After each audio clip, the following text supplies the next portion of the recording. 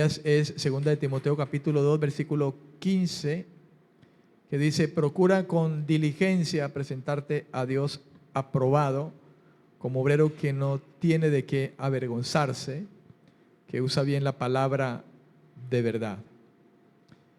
Y 2 de Timoteo capítulo 4 versículo 2 dice: que prediques la palabra y que instes a tiempo y fuera de tiempo, redarguye, reprende, exhorta con toda paciencia y doctrina. Amén.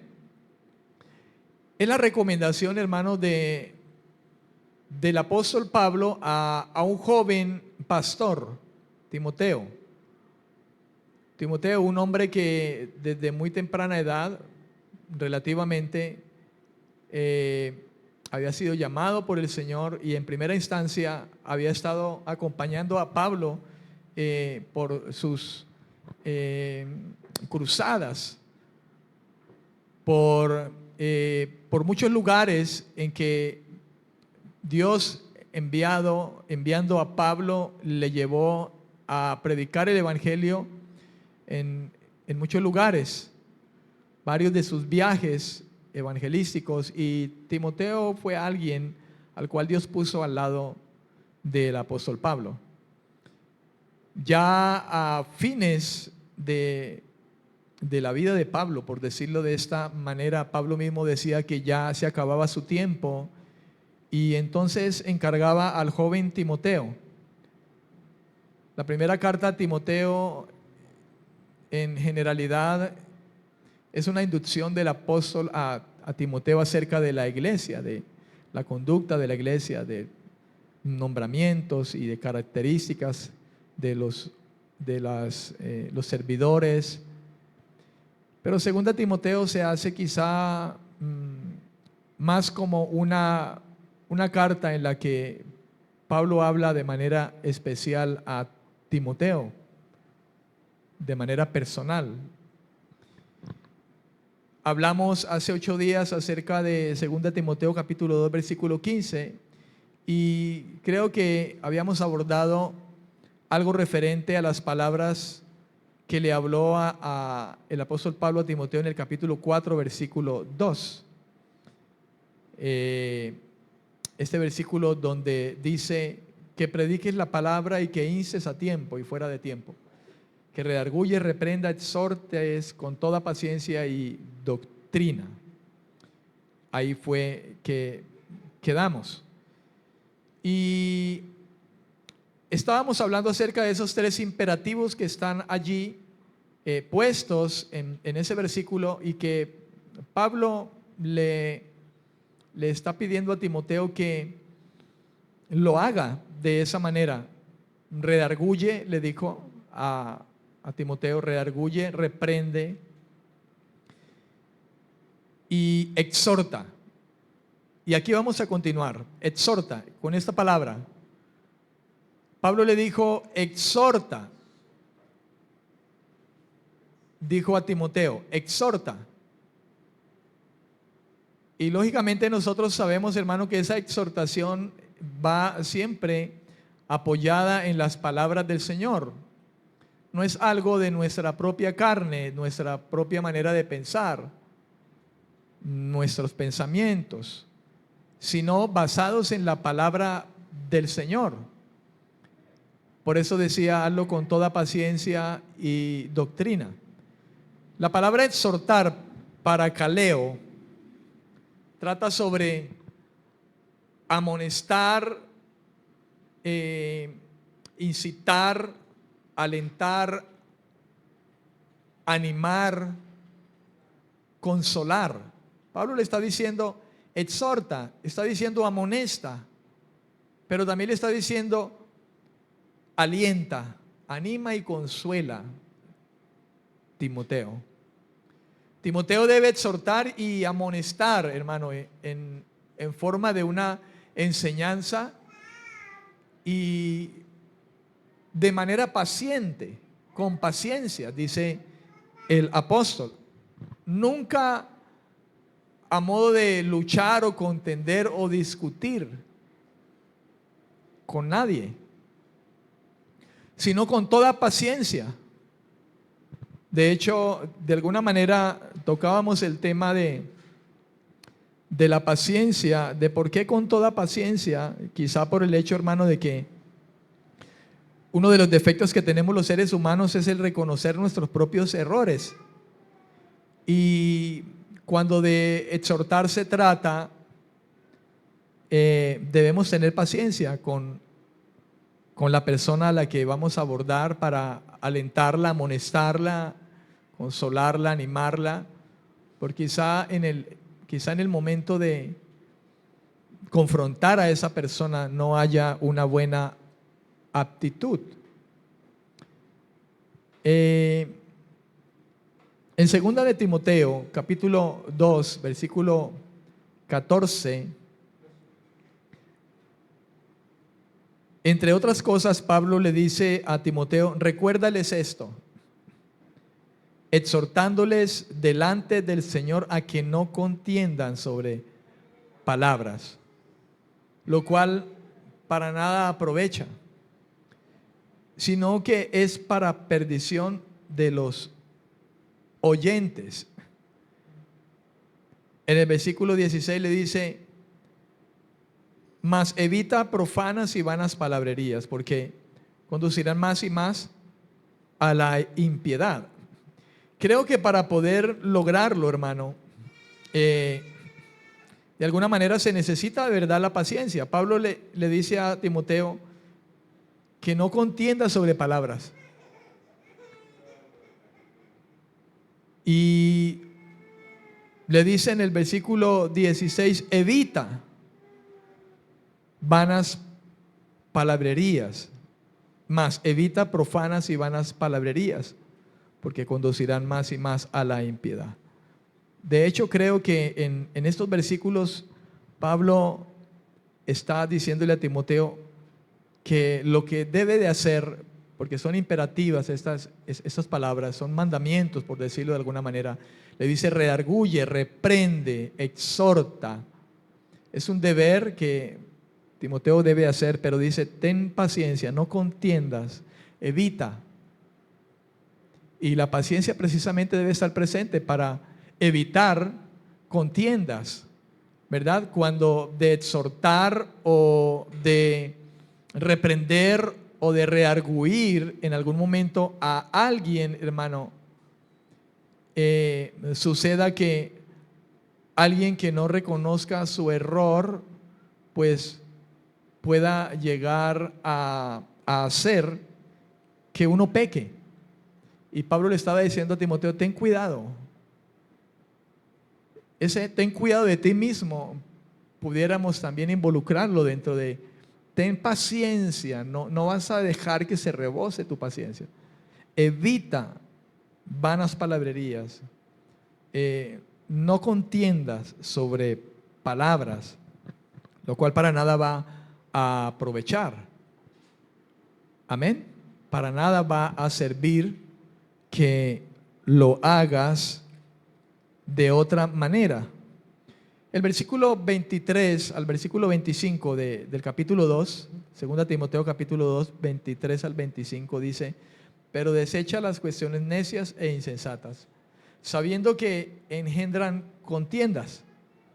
Porque el siervo del Señor no debe ser contencioso, sino amable para con todos, apto para enseñar, sufrido, que con mansedumbre corrija a los que se oponen, por si quizá Dios les conceda que se arrepientan para conocer la verdad. Sabe que aquí en primera instancia, de manera directa, la palabra va dirigida, la carta va dirigida a un hombre, Timoteo. Pero eso no deja, hermano, de traernos a nosotros, todos como hijos de Dios, el tener en cuenta estos consejos, porque al fin y al cabo Timoteo, ¿verdad? Es una persona como usted y como yo, un hombre alcanzado por la gracia, de modo que, hermano, la Biblia dice que toda la escritura fue hecha con el propósito de enseñarnos, de redarguirnos, de instruirnos a nosotros, todos los hombres y mujeres de Dios. Por tanto, creo que es bueno que nosotros, hermano, esta noche podamos rescatar estas palabras del apóstol Pablo con respecto a esto.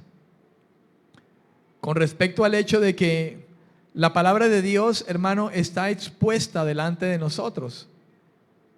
Y es clara. Y es verdadera. Cuando somos expuestos ante la luz de las palabras de Dios y la verdad de Dios, hermano, es mejor ser sumisos. Es mejor agachar la cabeza y reconocer nuestros propios errores. David rogaba a Dios que le guardase de una actitud diferente al hecho de humillarse delante de Dios y reconocer sus errores.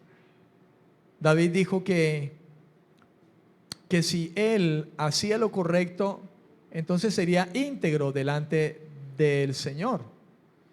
Y rogaba que pudiera tener un corazón humilde ante la amonestación de Dios hacia sus errores. Por eso debemos asegurarnos, hermano, nosotros al hecho de estar expuestos a la palabra de Dios, y que cuando usted y yo, nosotros mismos vayamos a estas escrituras, nos expongamos ante su verdad y no tratemos de desviar lo que ella dice. Por eso Pablo le decía a Timoteo que usara bien la palabra de verdad, que corte rectamente sin desviar. El Señor le dijo: procura con diligencia presentarte a Dios aprobado. Esta es una palabra de Dios a través del apóstol Pablo a Timoteo, pero esa es una palabra para usted y para mí como hijos de Dios. Usted y yo, hermanos, debemos de procurar ser diligentes cada vez en presentarnos delante de Dios como gente que Dios pueda aprobar en su conducta diaria, en palabra, en pureza, en conducta. De hecho, una de las exhortaciones de Pablo a Timoteo era esa, que fuera ejemplo en pureza, en palabra, en conducta a los creyentes. Y ese debe ser un pensamiento suyo y mío. Usted y yo, hermano, debemos de procurar ser diligentes en el hecho de presentarnos a Dios cada vez como gente que no tendrá de qué avergonzarse. ¿Por qué? Porque somos gente, hermano, que ante la exposición de la verdad, de la luz de las Escrituras, usamos bien la palabra, la trazamos bien para nosotros, la aplicamos bien para nosotros. Pablo dice a Timoteo: hazlo, procura hacerlo. Fíjese que dice: procura con diligencia presentarte. Está en primera persona eso. Pero de ahí dice Pablo que como él lo hace, también debe, hermano, redarguir, reprender y exhortar a muchos a esta misma estancia, a este mismo propósito, de que cada quien se procure diligentemente presentarse a Dios como un hombre o una mujer aprobada. Usted y yo delante de Dios como gente aprobada, que somos los mismos aquí y allá afuera, que somos los mismos aquí y en el trabajo, somos los mismos aquí y en casa. Gente que donde quiera que estemos, porque los ojos de Dios están sobre justos e injustos, recuerde que Dios nos ve aquí. Y aquí quizá pueda ver a muchos con una actitud de santos, hasta con alas y una aureola, pero cuando salen allá se quitan las alas y la aureola y agarran el tenedor.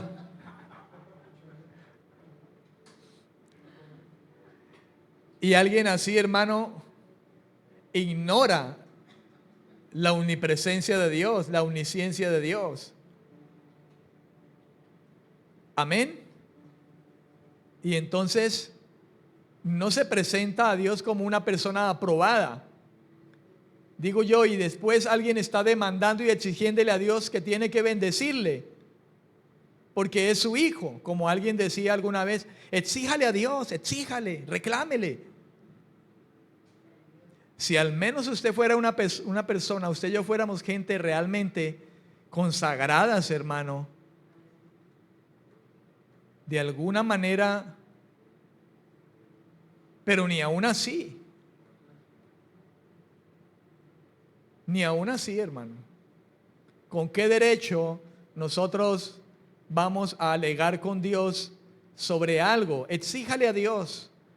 Es que Dios no puede negarse a su palabra. Reclámele a Dios. No, hermano, más bien arrepiéntase y humíllese bajo la poderosa mano de Dios, y Dios le exaltará cuando fuere tiempo. Amén, amén. Procuremos ser diligentes, ser cristianos diligentes.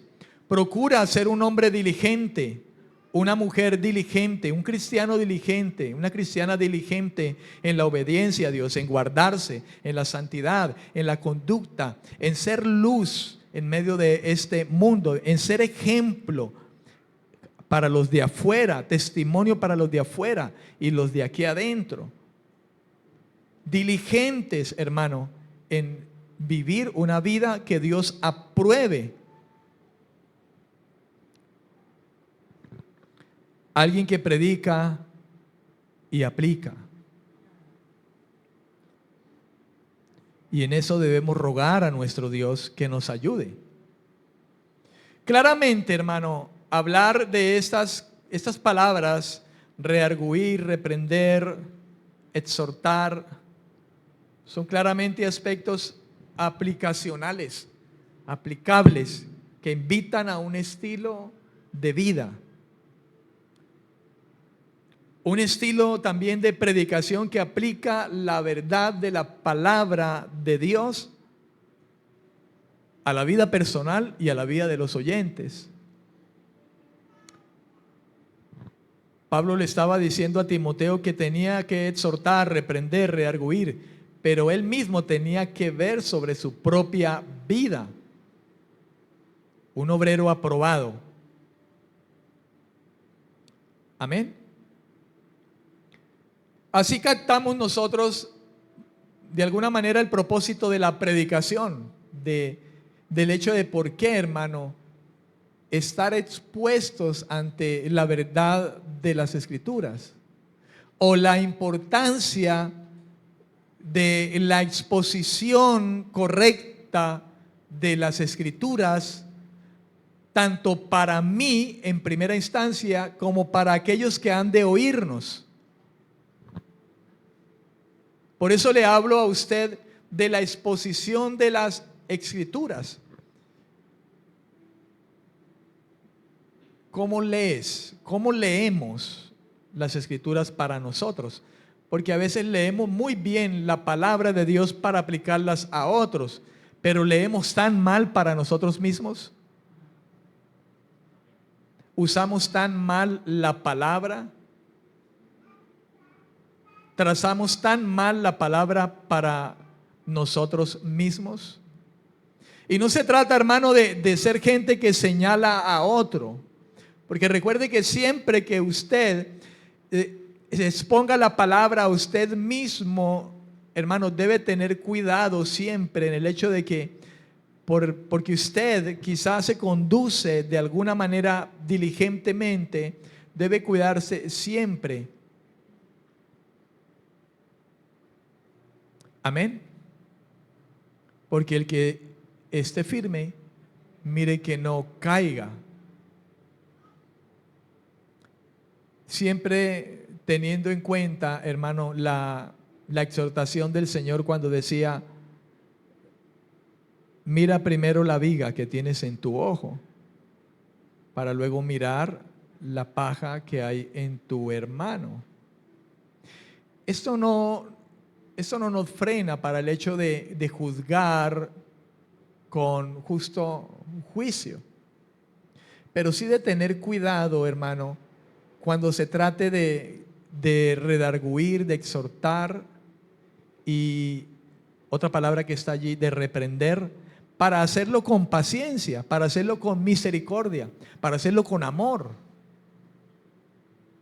Hacer una exhortación, reprender, redarguir con amor, con paciencia, con misericordia, no quiere decir que vamos, hermano, a pasar por encima de la verdadera exposición de la palabra, del buen trazado de la palabra, de la verdad de la palabra,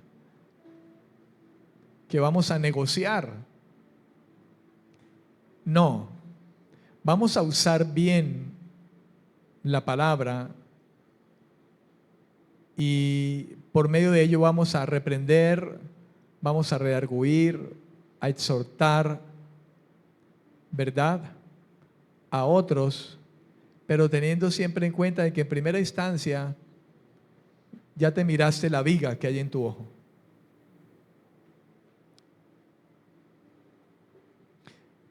Amén, amén. Predicamos las Escrituras por el mismo motivo que Dios las dio, hermano. Número 1, si usted está escribiendo, para madurar y capacitar a los creyentes. Las Escrituras están mayormente, hermano, para eso. Con ese propósito. Mire lo que dice 2 Timoteo capítulo 3, versículo 16. Dice, toda la Escritura es inspirada por Dios. Amén, amén. Toda la Escritura es inspirada por Dios. Y luego dice, y útil para enseñar, para redarguir, para corregir, para instruir en justicia, a fin de que el hombre ¿de quién? El hombre de Dios, o sea, el creyente, el cristiano, sea perfecto, enteramente preparado para toda buena obra. Esa palabra perfecto no es que nunca vaya a pecar más, que sea como Dios. No, sino que sea maduro. Que sea maduro. Maduro, una persona madura es una persona que ha adquirido un carácter en Dios. Amén. Es una persona que ha sido transformada y se ha dejado transformar por el poder de Dios, por el Espíritu de Dios en él. Recuerde que Pablo hablaba del Espíritu Santo como el agente, hermano, que nos ha sido dado por el Señor para llevarnos a esa imagen de Cristo. Por eso dice, llevados por el Espíritu Santo a la imagen de Cristo. Y es algo que va haciendo el Señor en un proceso. Un proceso. Ese proceso es el proceso de la madurez. Entonces, hermano, toda la Escritura fue inspirada por Dios y es útil para enseñar, redarguir, corregir, instruir en justicia al hombre de Dios. ¿Para qué? Para que sea maduro y esté enteramente preparado para toda buena obra. Toda buena obra es todo actuar, toda conducta, toda manera de vivir, para toda circunstancia. Un hombre preparado para la obra del hecho de ser un esposo es una buena obra.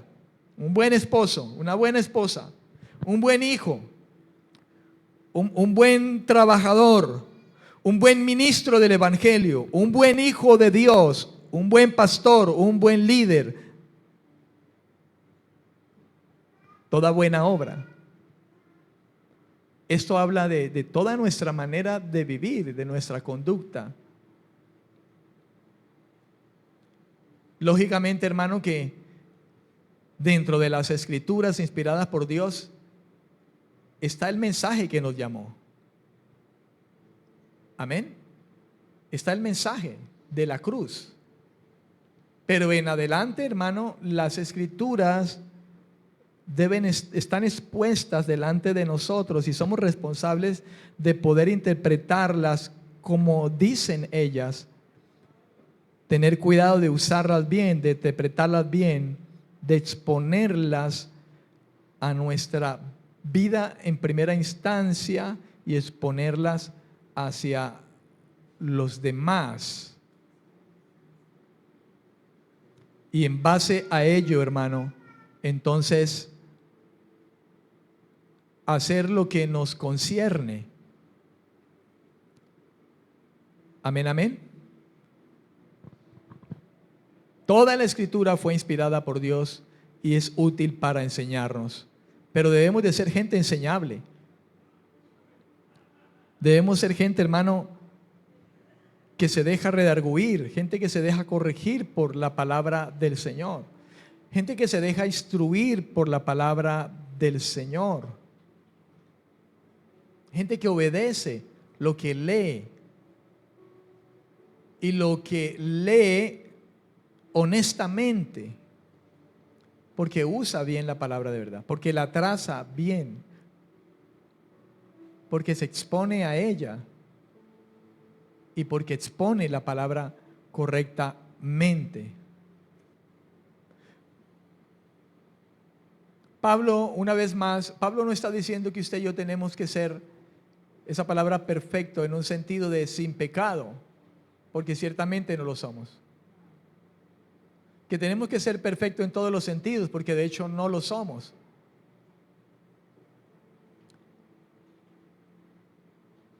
La Escritura dice que no hay hombre tan perfecto sobre la tierra que haga siempre lo bueno y que jamás peque.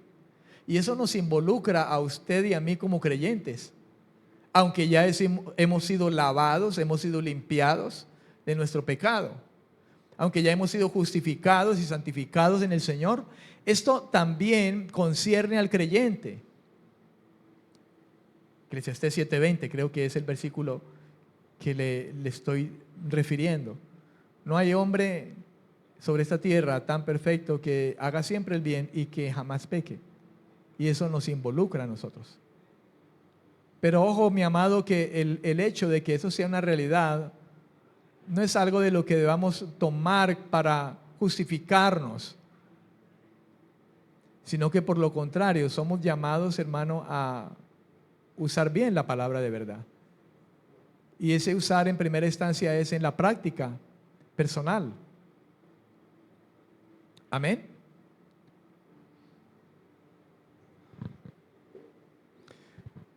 Gloria al Señor. En la carta a los tesalonicenses, la segunda carta a los tesalonicenses, capítulo 1,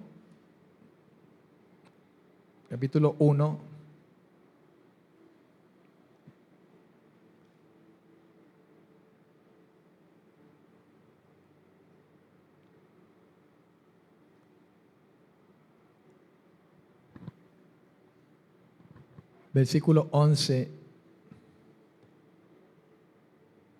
dice la Biblia: por esto Dios les envía un poder engañoso para que crean la mentira. Hermano, nosotros tenemos delante de nuestros ojos la verdad de Dios. Nosotros tenemos las Escrituras. Nosotros tenemos la verdad de Dios. Contrariamente a la mentira del diablo. Y quienes no quieren creer en la verdad, dice la Biblia, Dios les envía un poder engañoso para que crean en la mentira. Pero usted y yo tenemos la verdad de Dios. La tenemos en nosotros, porque la Biblia dice que el Espíritu Santo es el Espíritu de la verdad. Y es el Espíritu que nos guía a la verdad. La tenemos en nosotros porque Cristo está en nosotros y Cristo es la verdad. Por tanto, el no exponernos a la verdad de las Escrituras y no exponer la verdad de las Escrituras, hermano, nos está llevando a la mentira, al engaño. Debemos rogar a Dios por estas cosas. Esto hace parte de lo que decía el Señor: busquen el reino y su justicia. Lo demás es añadidura. Claro, está bien pedir añadidura. Una añadidura es: Señor, dame un trabajo, necesito un empleo, ayúdame, por favor. Eso es una añadidura. Señor, ayúdame con este negocio, si tengo una empresa, un trabajo, tengo un emprendimiento. Pero, hermano, la centralidad de nuestra oración debe estar en el hecho de buscar el reino de Dios. Buscar estas cosas, hermano, el de vivir en la verdad y trazar la verdad bien para nosotros. Jesús dijo, encárgate de eso, de vivir conforme a mi reino, de buscar el reino de Dios y la justicia de ese reino, que tú vivas de manera justa, en obediencia, como un obrero aprobado. Yo sé que tienes necesidad. Hermano, ¿usted cree que Dios no sabe que usted está pasando problemas económicos? ¿Usted cree que Dios no sabe que usted está enfermo? ¿Que usted tiene dolencias? ¿Usted cree que Dios no conoce esas cosas? Dios lo sabe. Mateo capítulo 6 creo que es, dice el Señor, antes de que ustedes me pidan algo, yo ya sé qué necesidad tienen. Antes de que me digan, Señor, sáname de esto, yo sé que estás enfermo de eso. Y no está mal decirle, Dios, sáname de esto.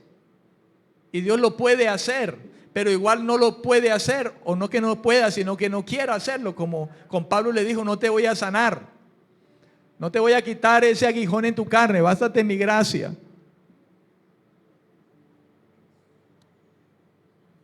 Hubo muchos hombres de Dios que murieron de enfermedades. Hay un profeta, no recuerdo exactamente ahora, pero dice la Biblia, y este profeta murió de la enfermedad que tenía. No es relevante, hermano, el hecho de tener una enfermedad y que muramos por causa de una enfermedad. De hecho, vamos a morir enfermos. Si nosotros nos vamos a morir, vamos a morirnos enfermos. De alguna manera. Sí, un cuerpo deteriorado. Hay jóvenes, alguien dirá, pastor, pero y un joven. Hermano, hay niños ya pegados a una máquina de diálisis, hermano, con diabetes, con problemas de tiroides. Hay jóvenes de 12 años, 13 años con la sangre espesa, hermano, y se han muerto por eso.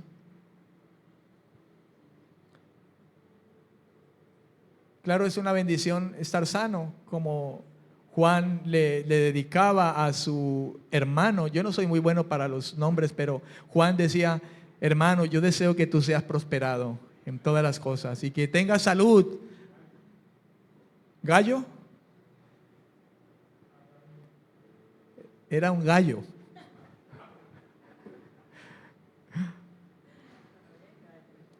Hermano Gallo, yo deseo que tú seas prosperado en todas las cosas. Era un deseo de Juan.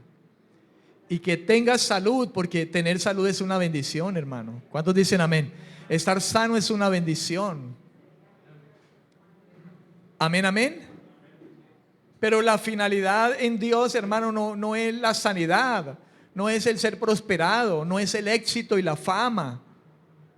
No, hermano. Cristo no vino a morir por las finanzas. Cristo no vino a morir por las enfermedades, hermano. Aunque Él nos sana, aunque Él nos prospera. Cristo no vino a morir por el matrimonio, por el trabajo. Cristo no vino a morir por esas cosas. Cristo vino a morir para darnos vida eterna, hermano. ¿Cuántos dicen amén? A eso vino Cristo. Él no vino a nada más. Olvídese. Él vino fue, hermano, a salvarnos de la condenación eterna. Fíjense que Él pagó el precio de la muerte. Los pecados de nuestros, el Señor, el Padre, los echó sobre Jesús y murió, cumpliendo la paga del pecado de la muerte. No obstante, nosotros vamos a morir. Y después de eso el juicio. ¿Ves?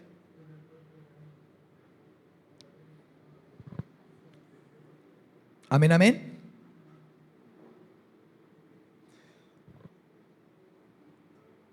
Una de las preocupaciones de Pablo, hermano, era de que los creyentes siguieran el buen camino de Dios. Pablo ora que Dios continúe obrando en los creyentes. Es su oración con la iglesia. Pablo ora que Dios continúe obrando en los creyentes, el deseo de hacer lo bueno y que haga que su fe lleve más y más fruto. Pablo intercede, hermano, y creo que eso debe ser parte de la oración nuestra también. Orar los unos por los otros. Orar, Dios continúa obrando en mi hermano, en mi hermana. Señor, pon en él, en ella el deseo de hacer cada día lo bueno.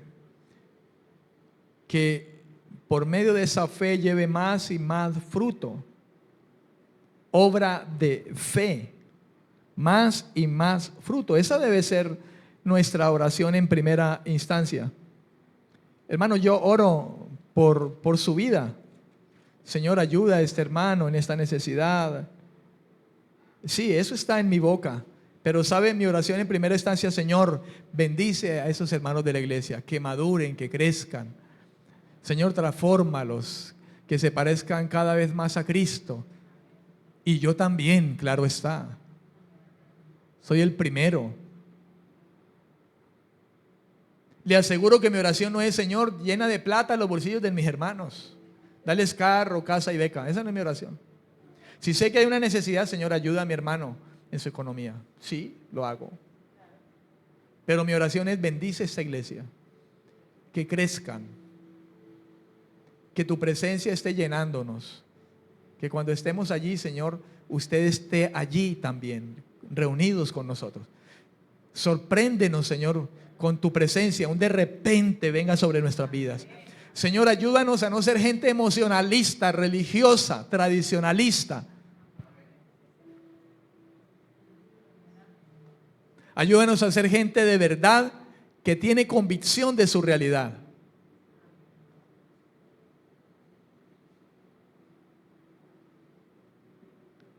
Somos seres emocionalistas, pero yo mismo no quiero serlo. Dios no nos ha quitado las emociones. Pero hay gente que vive de emociones. Hay gente que vive el toque de Dios. Yo me acostumbré hace un tiempo atrás al toque de Dios, a temblar, caer y llorar. Y en alguna ocasión, cuando entraba a orar en mi cuarto, y estuvo un tiempo que no lloraba, ni sentía, ni se me paraban los pelos, ni nada. Y yo me preocupé y pensé que Dios me había dejado. Y Dios me tuvo que enseñar inclusive eso. Él mismo tuvo que hablarme en oración y decirme, como, permítame quizá hablarlo de esta manera, ¿qué te pasa?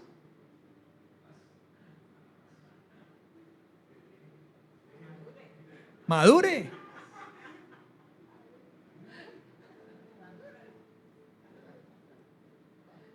¿Qué no dice mi palabra que yo estaré con vosotros todos los días? ¿Qué no dice mi palabra que tú eres templo de mi presencia y que yo habito en ti? Dios me hablaba la palabra, hermano. Y se me quitó la bobada.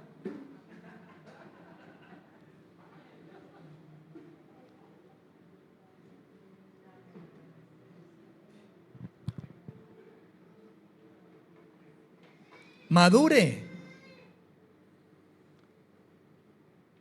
¿Cuántos dicen amén? Fíjense que Pablo oraba por la iglesia. Señor, obra en ellos el deseo de hacer lo bueno. Señor, que lleven su fe a más y más fruto. Un ejemplo de ello, Filipenses capítulo 2, versículo 13. Dice, porque Dios es el que en vosotros produce así el querer como el hacer por su buena voluntad. Dios es el que produce en nosotros el querer como el hacer. Dios lo hace. Nosotros no queremos, hermano, ni santificarnos, ni nada de eso, créalo. Si hoy en día nosotros tenemos ese deseo, porque es un deseo nuevo que Dios puso en nosotros cuando nacimos de nuevo, el deseo de buscarle es algo que Él lo puso en nosotros. El querer como el hacer de su buena voluntad es algo que Él lo puso en nosotros. Porque nadie busca realmente a Dios, hermano. Alguien dirá, sí, pero mire que la gente busca. Pero la verdad es que no buscamos a Dios. El Señor decía, este pueblo me honra de labios, pero el corazón está lejos. Si el corazón está lejos, quiere decir que la gente no busca a Dios. Está lejos, porque si le buscaran, estaría más cerca el corazón. Y habría cambio. Porque entre más Dios nos acerca y nos acercamos a Dios, entonces más Dios está obrando en nosotros. Pero entre más lejos estamos, no hay cambio, no hay transformación. Dios nos atrae con cuerdas de amor, lo cantamos, cuerdas de amor. Él nos atrajo. Él mismo es el que pone en nosotros ese querer como el hacer. Amén. ¿Cuántos dicen amén? Él lo hace. Hablar de toda buena obra, hermano, es una expresión de una vida espiritual buena, digámoslo de esa manera. Una buena vida espiritual. Eso es la expresión de una buena obra, o el efecto de una obra de fe, es la expresión que la palabra nos habla acerca de una buena vida espiritual. Una verdadera vida espiritual. Una vida espiritual, hermano, es una vida guiada por el Espíritu de Dios que le lleva a la palabra de Dios para que usted y yo la obedezcamos. Alguien espiritual es alguien que tiene el Espíritu de Dios, y ese Espíritu de Dios indefectiblemente le va a llevar a usted y a mí a que obedezcamos la palabra de Dios. La palabra de Dios es espíritu, de modo que ponerla por obra es algo espiritual.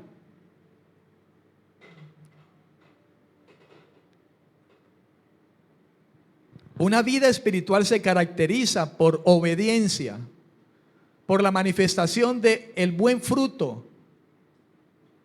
Y ese buen fruto, hermano, es lo que se desprende de una vida que tiene el Espíritu de Dios. Cuando el Espíritu de Dios está en su vida, entonces el fruto del Espíritu es manifiesto. Y entonces se manifiesta en nosotros el amor,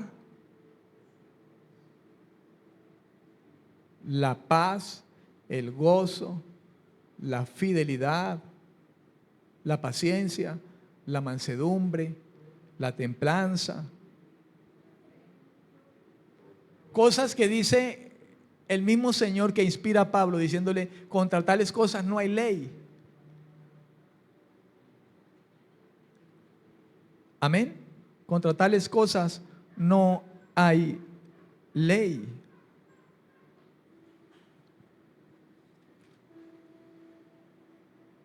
¿Cuántos dicen amén? En 1 Timoteo capítulo 2,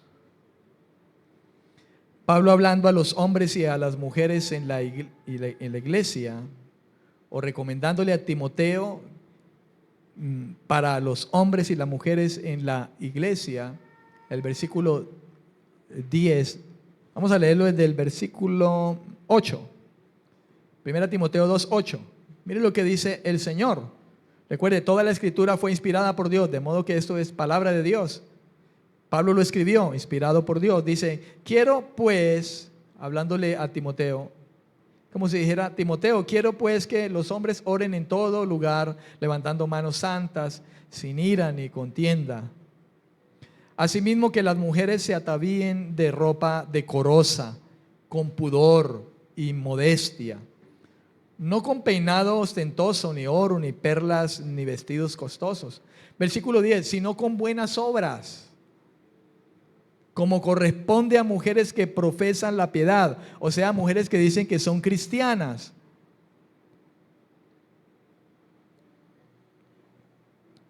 Amén, amén. Alguien decía por ahí que se predica muchas veces desde los púlpitos solamente sobre el vestido, sobre la falda, pero es necesario hablar de esas cosas.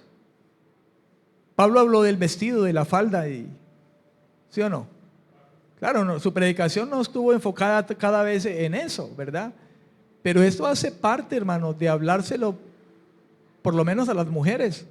Dice Pablo, Timoteo, hágame un favor y a las mujeres que se vistan decentemente, que sean pudorosas como se visten, que sean modestas,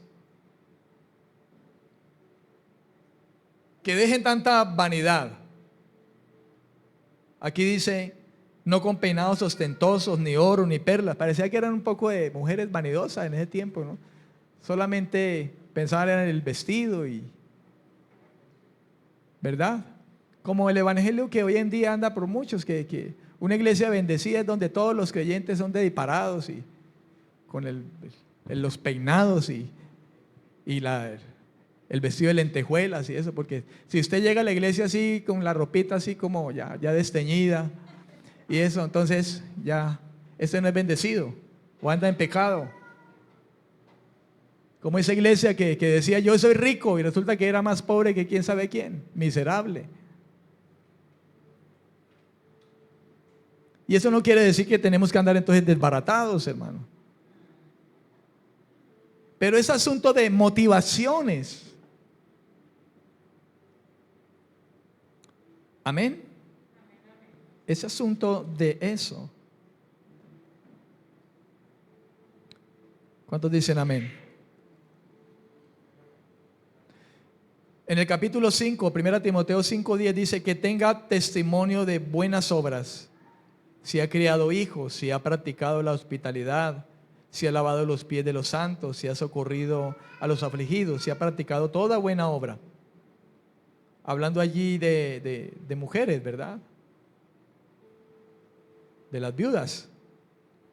Pablo dio inducciones inclusive de todas estas cosas, hermano. Testimonio de buenas obras. Y número 2, el punto número 1, predicamos las escrituras por el mismo motivo que Dios las dio, para madurar y capacitar a los creyentes. Número 2, para llamarlos a arrepentirse, a responder, a obedecer. Predicamos la palabra afuera en primera instancia para llamar al arrepentimiento, pero créalo, hermano, que predicamos la palabra a los creyentes, porque así está escrito, para llamarlos a los creyentes al arrepentimiento, llamarlos a que respondan, llamarlos a que obedezcan. La Biblia fue inspirada por Dios y útil para enseñar, redarguir, instruir en justicia a los hombres de Dios. Exponemos la verdad de la palabra, usamos la palabra de verdad, la usamos bien, porque hay un propósito con los hijos de Dios, y es que entre muchas cosas es llamarlos a arrepentirse, a responder bien delante de Dios, a obedecer. No crea, hermano, que el arrepentimiento fue cuestión de hace unos años cuando me predicaron el evangelio y entonces me arrepentí y llegué a una iglesia cristiana y ya, un arrepentimiento una sola vez. No, hermano, arrepentimiento es un estilo de vida continuo.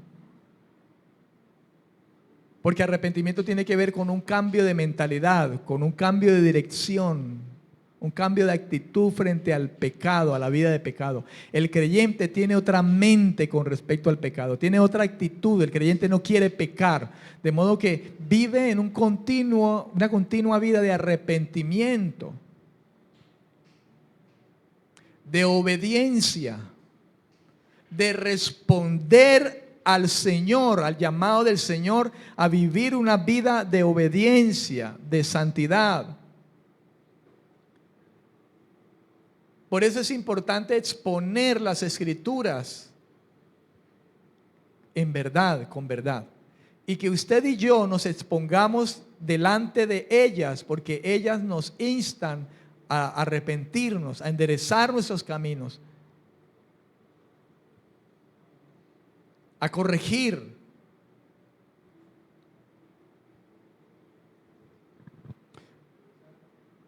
Amén, amén. La primera carta de Juan, el capítulo 1, versículo 9 al 10. Voy a leer este versículo en la Nueva Traducción Viviente. Dice así: pero si confesamos nuestros pecados a Dios, Él es fiel y justo para perdonarnos nuestros pecados y limpiarnos de toda maldad. Si afirmamos que no hemos pecado, llamamos a Dios mentiroso y demostramos que no hay lugar para su palabra en nuestro corazón. Hay gente allá cuando le predicamos el evangelio que ellos dicen: no, yo no me arrepiento porque pues yo soy buena persona, y afirman que no han pecado. Con esa actitud, la persona allá afuera que por primera vez escucha el evangelio hace a Dios mentiroso. Le dice a Dios: mentiroso, yo no soy pecador. Con eso muchos allá afuera demuestran que no hay lugar para la palabra en su corazón. Pero hay mucha gente también dentro de la iglesia, hermano, que la palabra muchas veces no haya lugar en su corazón y son rebeldes y no se arrepienten de su conducta.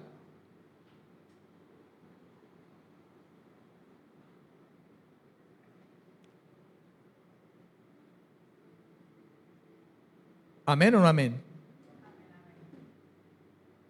¿Quién reconocerá sus propios errores? Humillémonos bajo la poderosa mano del Señor. ¿Sabe que eso implica también en nosotros, hermano? Ese versículo podemos verlo de esas dos maneras. Allá, la gente que dice: no me arrepiento, yo no tengo pecado. Pero aquí, hermano, también es algo que nosotros debemos hacer. La Biblia dice que nosotros aún pecamos. Cristo está sentado a la diestra del Padre. Su sangre nos limpia, Él nos perdona. La palabra, hermano, nos exhorta y nos insta a arrepentirnos si algo está mal, cuando somos expuestos ante la verdad de la palabra, para arrepentirnos, o sea, apartarnos de alguna conducta, de una mala conducta. Porque la Biblia habla para buenas obras, pero si esa obra no es buena, somos llamados por la palabra, por la exposición de la palabra, a arrepentirnos, a obedecer.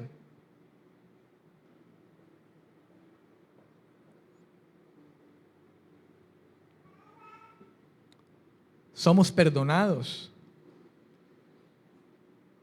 Cuando llegamos a confiar realmente en el Señor y arrepentirnos, y Dios lo conoció, Dios lo supo, Dios nos perdonó, condonó la deuda.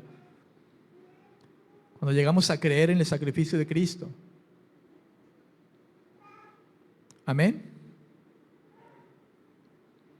La mayoría de los casos, hermano, se trata, hablar de perdonar, el verbo apiemi, en griego, perdonar. La mayoría de los casos se trata del perdón de la culpa del pecado.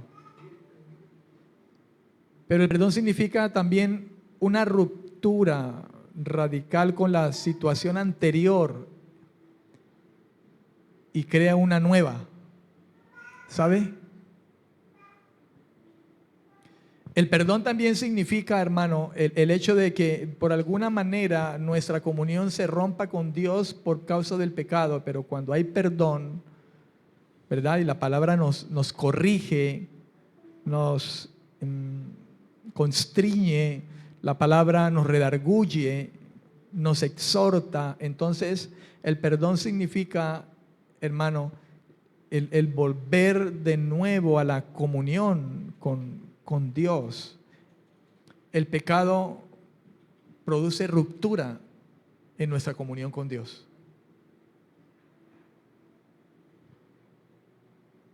Pero si nosotros confesamos nuestros pecados a Dios como gente que ya ha sido perdonada de la culpa del pecado, entonces la sangre de Cristo nos limpia.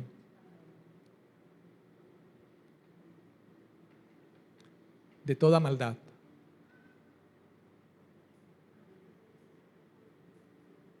Cuando como creyentes, hermano, somos rebeldes y afirmamos que no nos hemos equivocado o que no hemos pecado contra el hermano o algo, sabiendo que es verdad, hermano, estamos llamando a Dios mentiroso.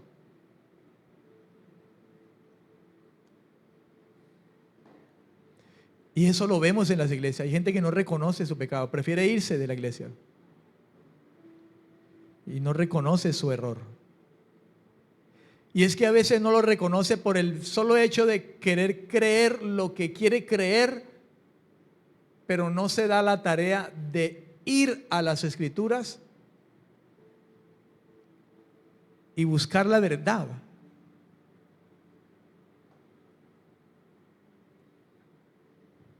Amén. Necesitamos rogar a Dios desde nuestro corazón que nos ayude con la soberbia.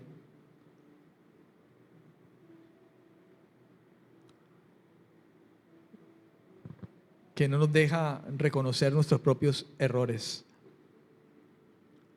Amén. El perdón y la purificación son para el apóstol Juan la prolongación la una de la otra. El perdón y la purificación. Juan, cuando habla acerca de esto, hermano, la idea es esa. El ser perdonados y purificados son una prolongación la una de la otra. No hay purificación si no hay perdón. No hay una cosa sin la otra. Amén. Son para Juan la prolongación de una de la otra, el perdón y la purificación. Refiriéndose más a la aplicación práctica del perdón en la vida, o sea, en la vida de santificación continua. Porque usted y yo estamos siendo llamados a una santificación continua. Fuimos santificados por el Señor. Cristo es nuestra santificación. Somos santos. Pablo hablaba a una iglesia, Corintios. Los corintios son una iglesia, en la Biblia vemos a los corintios como una iglesia muy carnal. Sin embargo, cuando Pablo comienza en su salutación dice, a los santos llamados a ser santos. Y eran carnales.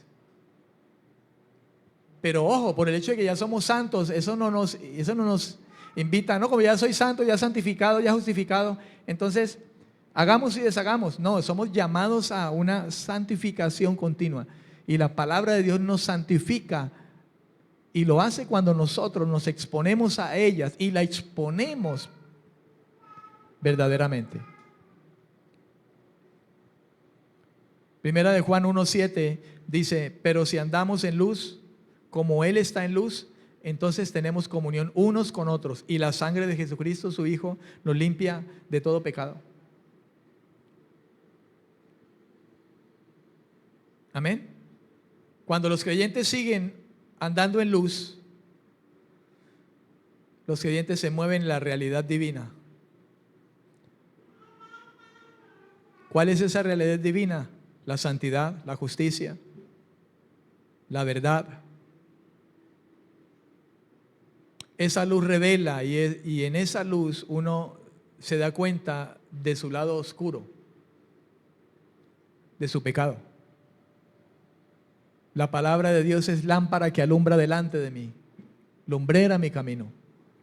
Cuando uno anda bajo la luz de la palabra, y por eso es importante exponernos a ella y exponerla claramente, entonces la luz de Dios, de la palabra, viene y uno se da cuenta de ese lado oscuro de su pecado, porque usted y yo aún somos vulnerables al pecado, ya no por práctica, ya no por esclavos del pecado, sino por nuestra naturaleza pecaminosa aún, por la carne, que de alguna manera, hermano, tenemos una lucha. Amén.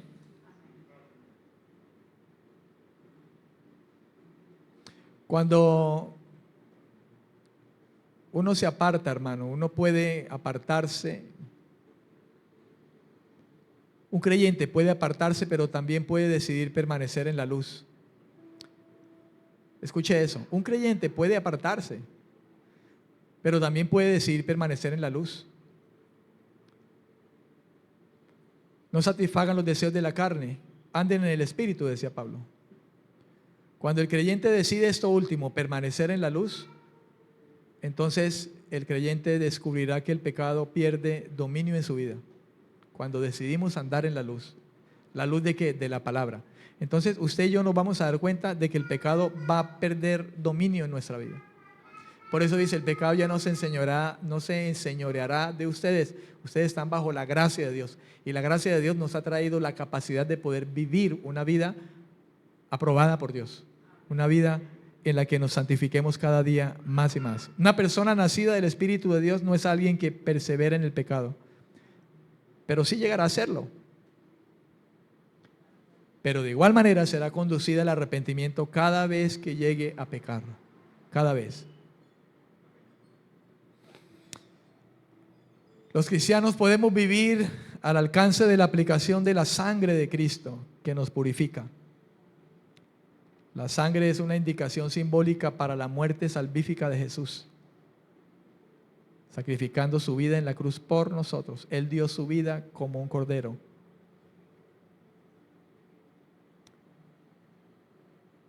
Amén. Oremos a Dios. Póngase en pie, hermano, en esta noche.